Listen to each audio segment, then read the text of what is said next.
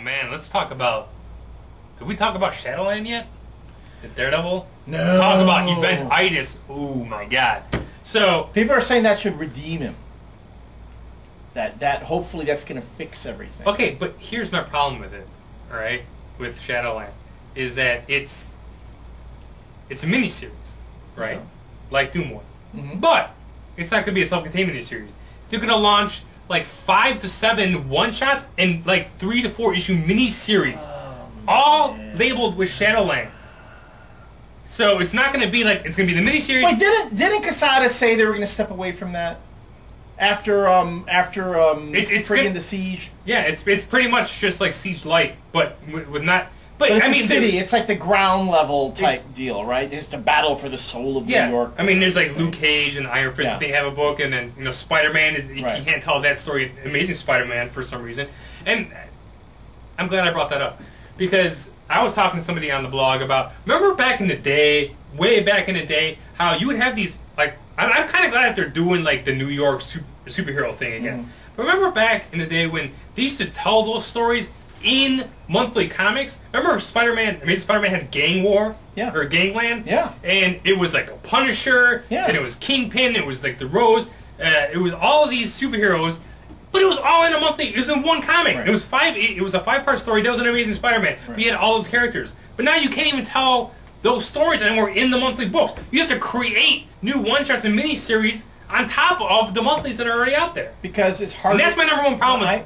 I was kind of psyched for Shadowland, but then it's the whole Marvel hyping the bullshit like the birth of Marvel's greatest villain, and then it's into the pictures of Daredevil.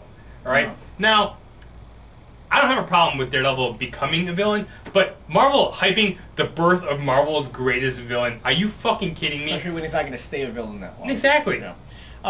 And how in the 7 years of Marvel Comics, he's going to be the greatest villain. Is going to be now. We're going to make him now. We were just fucking around with Green Goblin and all those guys before. Yeah. You think we've created villains? No, this is going to be the number one villain. It's like, man, is Mark Millar writing their press like for like coming out with taglines for their shit?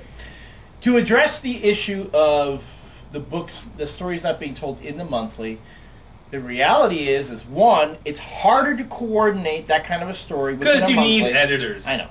And two, it's easier to coordinate it with standalones, one-shots, and miniseries. Then you have the added benefit of having more product out there that people have to buy. So, speaking from a purely from both a logistical standpoint and from a marketing standpoint, that's why the miniseries, the standalone miniseries and one-shots are done more now as opposed to coordinating within the month. I understand that. Yeah. I understand that. But now it's like I was kind of excited for it because I thought it was going to be like Doom War. Right. But it is the exact opposite of Right. Doom War. Right. No, and then the whole thing with Doom War we said before is that is really the kind of series that would merit from that kind of exposure and crossing over with other books and one-shots and such.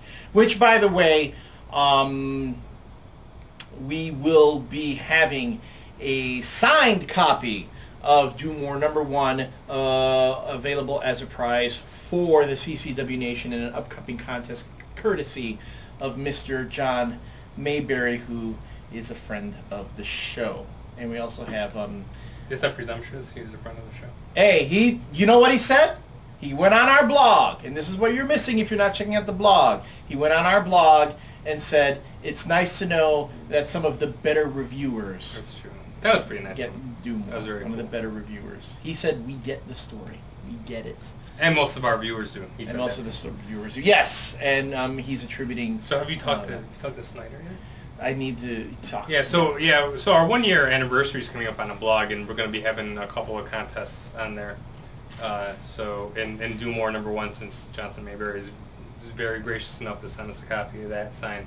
That'll be one of the prizes, but Elliot's got to work on the other side. Well, a couple other sides. Yeah, no, Scott Snyder has offered to send us stuff, American Vampire stuff, to make available. So he just said just ask, and he'd be happy to send it to us. He's even offered to send us just copies of the books so that we wouldn't have to actually buy them. But you know that the point of our criticisms has been that we need to support those creators that need it, not just say to address directly a comment that was directed towards you on the channel.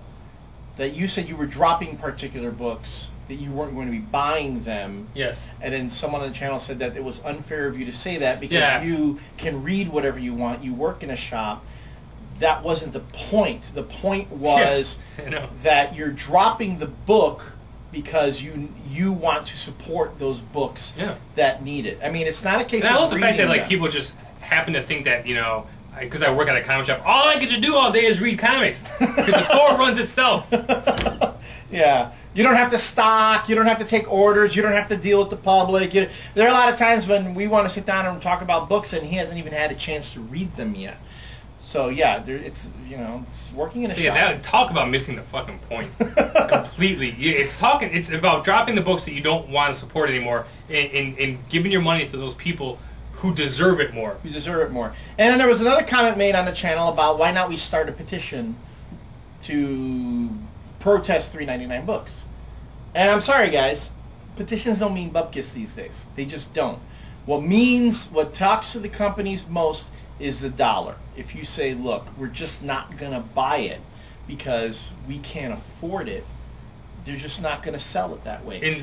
And like I went to the Eagles concert just this past weekend, and I was surprised at the number of empty seats I saw at this concert. It was a great concert, don't get me wrong. I enjoyed the hell out of it. You know, most of the ticket holders probably died before the show. There were some older folk there, that's for sure. And we were in a section that they sold so few tickets that they closed the section down and they actually gave us an upgrade to a better section. Yeah. So I actually ended up paying less for a really good seat than some folks had paid ahead. So you see, that's overestimating what your audience is willing to pay. Mm-hmm. That was overestimating. That's the same thing with comics. The publishers have got to learn that they could be overestimating what their audience is willing to pay, especially when it comes to like the digital end now. Makes absolutely no sense that a digital download of a comic book costs as much as a print edition. Mm-hmm. Pure and simple. Absolutely makes no sense, because a big part of what happens, a big part of the cost in a comic book comes from the printing of it. Right. The ink, the paper, shipping, all that stuff. That's factored into the cost of the cover price. If all you're doing at that point is now factoring in you're paying your talent, then you really should be dropping the price of the digital version so that people have the incentive to buy it. Digital changes everything. Digital distribution should change everything. Now here's a conspiracy theory that one of our regular commenters on the blog, Inside Man, threw out there. Mm-hmm. So all the web comics are going to be like $2. That's how much Marvel's charging for $2. And the conspiracy theory that he threw out is like, because exactly what you said, that comics should be cheaper, because he was actually talking about, like, we've talked about this before about how comics should be cheaper now because of digital coloring and all this stuff and printing costs. Like it used to take a lot more manpower and a lot more time and a lot more assets to make a comic book. It's relatively easier nowadays. But his theory was that the reason why Marvel and DC are starting to raise them to $3.99 is to make that $2 download look like a good deal. So he's saying that the publishers are raising prices on purpose to make that look like an excellent deal, to segue into all digital. Sorry, I took a long way and I probably took some liberties with the words you were saying, Inside Man, but that's and that actually, I never really thought about that before. I mean, that's really deep-seated conspiracy theory. But like 9/11. But listen, I mean, Disney and Marvel are part of, they're some of the shadiest fucking companies in the history of corporations, American corporations, all right, as far as entertainment goes. And I would not put it past them to do that. No, I can see that point of view. On the other hand, I think it's just kind of a practical thing. I really do think. I've had discussions with my publisher, about printing costs and ways of bringing it down. A while back, I pitched an idea of doing an Army of Darkness as a manga. I wanted to do it as a digest, black and white printing. I wanted to do just a manga size story, with the idea that we could market it as something more affordably. And Nick came back to me and said, you know, Elliot, the reality is he said we'd save like 20 cents on a book that way. So the printing costs themselves seem to be kind of, they're hard to really cut back on, and that is not to say that there couldn't be some sort of funky business dealings going on in the printing industry, because from what I understand, I think there are only like 2 companies that print comic books. So is one of them like Quebecor is one. I forget the name of the other one, and then Quebecor is in Canada. And you know, and explain to Canadians why the books cost more to them when they're printed in their own friggin' country. You know, hey. So that's kind of a funny thing. So that's, you know, I don't know. I'm just not smart enough to figure that out. If you say that the given of how much a comic book is being printed is so much, it just makes more sense to me that the digital download would be less. If anything, I say it should be even less than $1.99. Yeah. I say 99 cents. That is the magic price point on iTunes. Mm-hmm. You buy an album, you buy a single off an album on iTunes, that's 99 cents for the song. Mm-hmm. And artists, mega selling artists, you know, Eminem, Lady Gaga, Christina Aguilera, they don't have a problem with that, and it does not affect their bottom line at all. You know, Marvel really should be thinking. I say 99-cent comic books for digital downloads would be the best way to go. Well, I know everyone's heard by now that Marvel's releasing the first digital download comic day and date with the actual print version, which is the Iron Man annual that Matt Fraction is writing.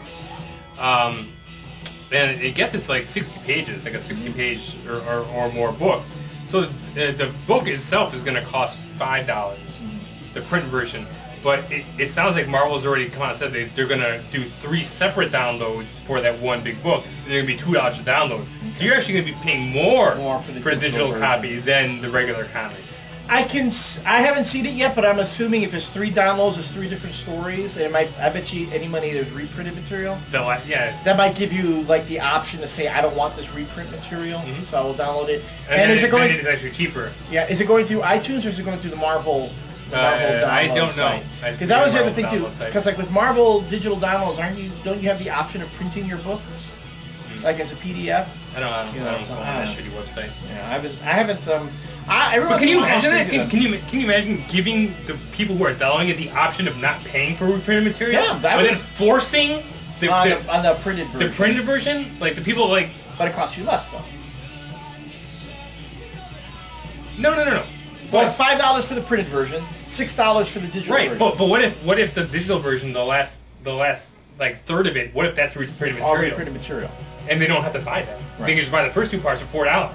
And then, but you have to buy the reprinted material if you get the printed version. Right, that's what I'm saying. And then it would be more money. Yeah. We don't know how it's going to be. Well, we're obviously going to be critiquing that when it comes out. But if you look at it that way, you're giving a digital buyer the choice not to pay for, but if you buy it in the store off the rack, you have to pay for it. And this is all conjecture on our part. Exactly. But then again, because most of the time we just talk out of our ass. Out of our ass, and talking out of our ass. And we have really no business talking about the business. That's we right. Haven't we haven't worked in the business. We don't work for Marvel. We gotta stop. So really shouldn't. Man, we went like a whole hour and we completely forgot that we were supposed to talk about Marvel. We're not supposed to. No, we're not supposed to talk your business practice because we've never. No, we should just not talk about Marvel and play it safe. Maybe we shouldn't even post these segments.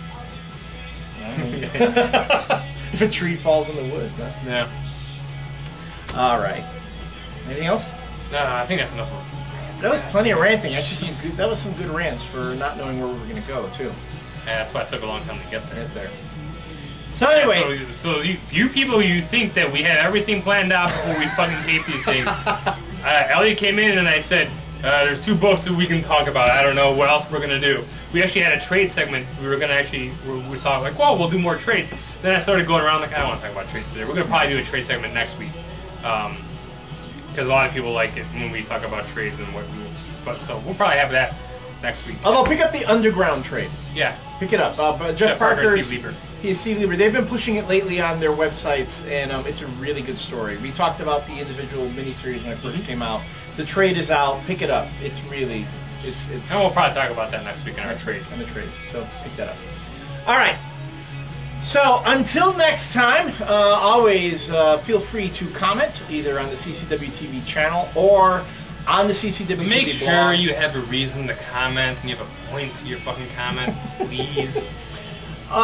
We've been getting compliments though lately. People have been saying, "Hey, good show, guys. Good rant." So we don't. I like those comments. Yeah. Okay. Those are nice. Those are nice. And if you're gonna call us haters, tell us why we're haters. Don't just say haters gotta hate. Haters gotta hate. If someone can make a GIF of that, please, so I can post it on the blog, I'd really like that. Haters gotta hate. Haters gotta hate. Animated GIF, please. Animated GIF. Or just put my face on that guy who's out there. There is a GIF of a haters gotta hate. Just put my face on it, because I would like that actually. Haters gotta hate. I wish Pink Hamsterino was still watching the show. I miss Pinky. We miss you. Come back, please. He comments on my he's our Facebook friend. Facebook friend, but he doesn't comment on YouTube anymore, or on the blog. Yeah. All right, folks. So on that note, we want to thank you for joining us, and until next time, this has been Elliot Serrano and Jose Melendez coming to you from Dreamland Comics in Schaumburg, Illinois. We'll see you again soon.